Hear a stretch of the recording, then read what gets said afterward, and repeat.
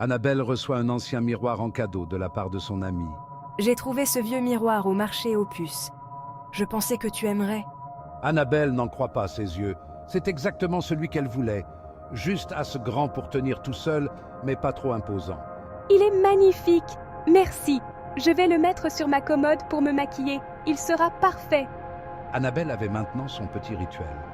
Et chaque matin, elle se maquillait devant ce joli miroir.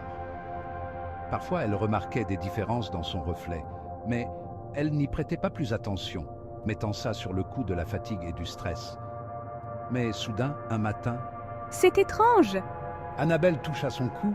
Je ne porte pas ce collier aujourd'hui. Le visage dans le miroir se déforma de plus en plus. Annabelle ne pouvait plus décrocher son regard de ce que l'on pouvait distinguer comme des pupilles dans auparavant ce qui était son reflet. Tu as enfin compris? Regarde-moi.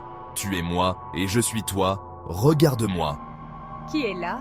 Que voulez-vous? Laissez-moi tranquille. Merci Annabelle. Maintenant ça sera à toi de me regarder vivre ta vie.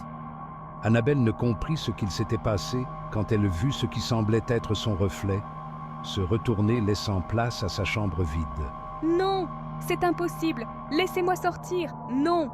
Annabelle cria, pleura, supplia de lui rendre sa liberté, mais c'était trop tard. Ce qu'elle avait libéré recouvrit rapidement le miroir d'un épais drap blanc et laissa Annabelle seule dans le noir le plus profond, incapable de se sauver ni d'être sauvée, pendant que cette chose allait vivre sa vie. Maintenant, vous connaissez l'histoire du miroir pleurant, toujours recouvert d'un drap, appelant désespérément à ce que l'on vienne se maquiller devant lui, espérant un jour retrouver sa liberté. Mais à quel prix? Merci de nous avoir écoutés et dis-nous en commentaire.